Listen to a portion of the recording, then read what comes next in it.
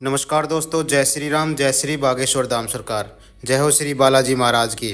तो दोस्तों, आज की वीडियो में हम बात करेंगे एक ऐसे रहस्य के बारे में जिसे नासा भी नहीं सुलझा पाया है। क्योंकि राम मंदिर, श्री राम मंदिर बन के तैयार हो चुका है और बनते बनते ऐसे बहुत से चमत्कार और रहस्य हुए हैं जो नासा के भी समझ में नहीं आया है। हालांकि नासा एजेंसी हर किसी पे नज़र रखती है, तो ऐसे ही अपने श्री राम मंदिर पे भी उनकी नज़र है। अपनी सैटेलाइट उनको उनके ऊपर जमाए हुए है और साथ ही आपको बता दें कि कुछ ऐसे रहस्य उन्हें देखने को मिले हैं जिनका सॉल्यूशन उनके पास नहीं मिला है।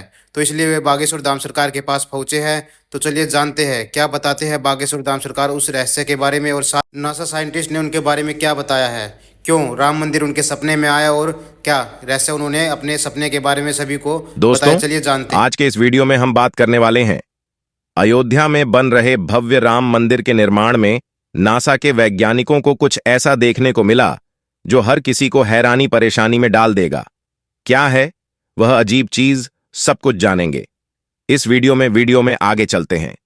दोस्तों, आपको बता दें कि अयोध्या में भव्य राम मंदिर के निर्माण कार्य का पहला चरण मार्च 2020 में शुरू हुआ था और कई सालों की मेहनत के बाद अंततः राम मंदिर अब बनकर तैयार है। अब तो बस इंतजार है 22 जनवरी का, जब संपूर्ण भारतवासी इस दिन को दिवाली की तरह मनाएंगे और केवल भारत ही नहीं बल्कि संपूर्ण विश्व की नजर राम लल्ला की प्राण प्रतिष्ठा पर रहेगी। और हो भी क्यों ना, क्योंकि मर्यादा पुरुषोत्तम भगवान श्री राम के बाल रूप की मोहक सूरत है ही इतनी प्यारी। दोस्तों, हम आपको बता दें कि भव्य राम मंदिर के गर्भगृह में राम लल्ला की स्थापना करने के लिए 3 मूर्तियों में से एक मूर्ति का चयन कर लिया गया है। केंद्रीय मंत्री प्रहलाद जोशी ने सोशल मीडिया साइट एक्स के माध्यम से सभी भारतवासियों को यह सूचित किया है कि भगवान राम की मूर्ति का चयन हो चुका है। हमारे देश के गौरव सुप्रसिद्ध मूर्तिकार अरुण योगीराज के द्वारा बनाई गई मूर्ति को मंदिर में स्थापित किया जाएगा।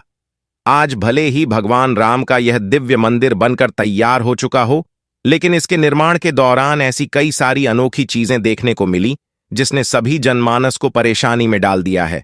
और इस अनोखी चीज को नासा के वैज्ञानिकों ने जब देखा तो उन्होंने भी अपने बाल नोच लिए। दोस्तों, आपको बता दें, जब मंदिर का निर्माण कार्य चल रहा था तो निर्माण से पहले 1200 खंभों की एक ड्राइंग बनवाई गई और अमेरिका से साइंटिस्ट की एक स्पेशलिस्ट टीम को बुलाया गया ताकि वह चल रहे निर्माण कार्य को अच्छे से सुपरवाइज करें। जब राम मंदिर के निर्माण के दौरान खुदाई की गई तो खुदाई के दौरान एक अजीबोगरीब घटना देखने को मिली जिसे देखकर सभी आश्चर्यचकित थे। इसको देखने के बाद केवल साधारण जनमानस ही चकित नहीं थे बल्कि वैज्ञानिक और भारत सरकार भी सदमे में थी। अच्छे से जांच पड़ताल के लिए भारत सरकार के द्वारा एक कमेटी बनाई गई, लेकिन कुछ ऐसा हुआ कि कमेटी टीम मेंबर्स भी भगवान श्री राम के गुणगान करने लगी। यह बात तब की है जब राम मंदिर के निर्माण कार्य के दौरान अमेरिका से थॉमस नाम के एक वैज्ञानिक पर आए।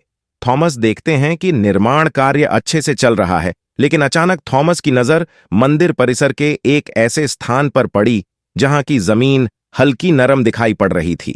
वह जगह मंदिर के अन्य स्थान की तुलना में कुछ अजीब लगी और थॉमस ने तुरंत मजदूरों को उस जगह की खुदाई करने का आदेश दिया। हैरान परेशान मजदूरों ने खुदाई चालू की। बस खुदाई शुरू ही की थी कि अचानक उस जगह से तेज पानी का प्रवाह शुरू हो गया, जिससे मजदूरों को काम करने में परेशानी होने लगी। तो दोस्तों, जब वैज्ञानिकों ने उस पानी का परीक्षण किया तो उन्हें पता चला कि यह पानी पास बह रही सरयू नदी का है। कुल मिलाकर वैज्ञानिक इस बात को समझ नहीं पा रहे थे कि माता सरयू खुद इस निर्माण में कार्य में अपना सहयोग प्रदान करना चाहती है। साइंटिस्ट गहरी सोच में डूब गए, क्योंकि नरम जमीन पर मजबूत बिल्डिंग का बन पाना लगभग असंभव था। सभी लोग परेशान थे कि जमीन के नीचे आखिर सरयू नदी का पानी कैसे पहुंचा, तो पहुंचा कैसे। यह सचमुच कोई देवी चमत्कार है या कोई रास्ता हाथ न लग रहा था। अंत में भगवान श्री राम की शरण में जाना पड़ा, प्रार्थना करनी पड़ी। दोस्तों, क्या आप जानते हैं कि अगले दिन का क्या हुआ? उस जमीन में सरयू नदी का प्रवाह अपने आप बंद हो गया। फिर उसके बाद निर्माण कार्य इतनी तेजी से चला कि आज देखिए दिव्य भव्य राम मंदिर प्राण प्रतिष्ठा के लिए बनकर पूरी तरह तैयार हो गया है। जनवरी 22 को रामलला की प्राण प्रतिष्ठा होने के बाद असंख्य भक्तजन इसके दर्शन करने के लिए आतुर होंगे।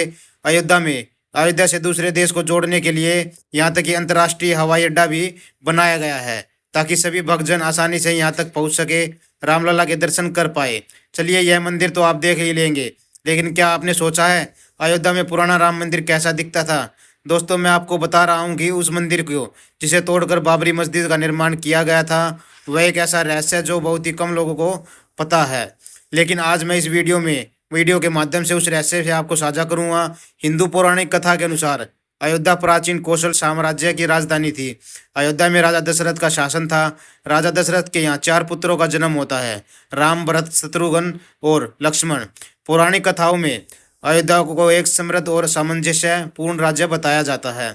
स्कॉलर इस बात को यकीन करते हैं कि अयोध्या नगरी साकेत शहर के सामने ही है। वहीं साकेत शहर जहाँ भगवान बुद्ध ने कुछ समय के लिए निवास किया था। आज भी अयोध्या नगरी में जब कोई खुदाई का काम किया जाता है तो यहाँ मंदिरों के अवशेष मिल जाते हैं। इससे जनसाधारण को यह संदेश जाता है कि अयोध्या मंदिरों की एक धर्म नगरी है।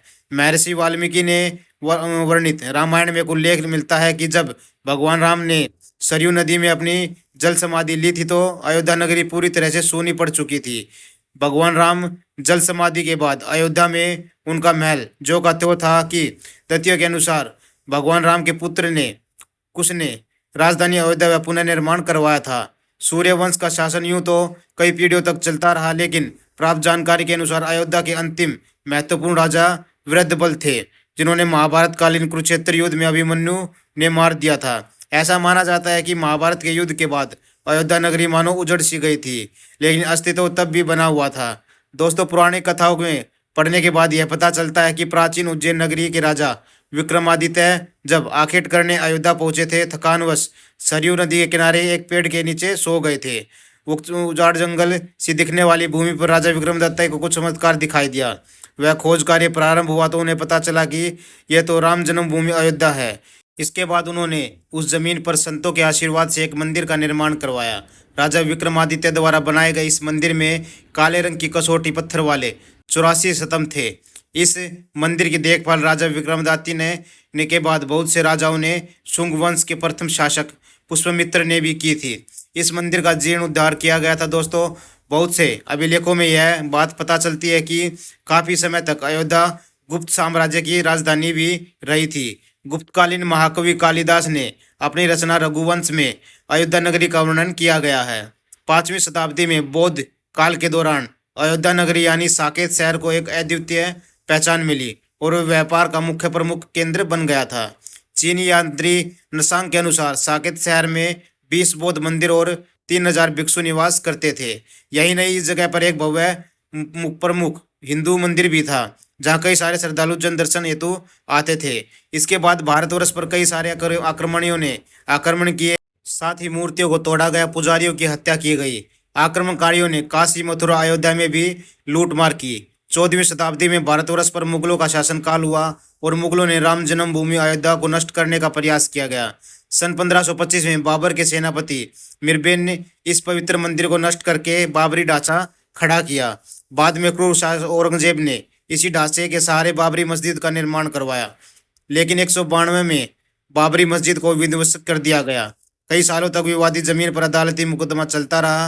अंत में यह जमीन हिंदुओं को सौंप दी गई। आज इस जगह पर भव्य राम मंदिर बनकर तैयार है और 22 जनवरी को रामलला की प्राण प्रतिष्ठा की जाएगी। निश्चित तौर से यह हिंदुओं की जीत है। प्रभु श्री राम सच्चे भक्त। इस वीडियो को एक लाइक और चैनल को सब्सक्राइब जरूर कर दें। तो दोस्तों, आज की वीडियो में बस इतना ही। वीडियो आपको कैसी लगी कमेंट बॉक्स में जरूर बताइएगा। साथ ही वीडियो को लाइक और चैनल को सब्सक्राइब करना ना भूले। जय श्री राम, जय श्री बागेश्वर धाम सरकार, जय हो श्री बालाजी महाराज की।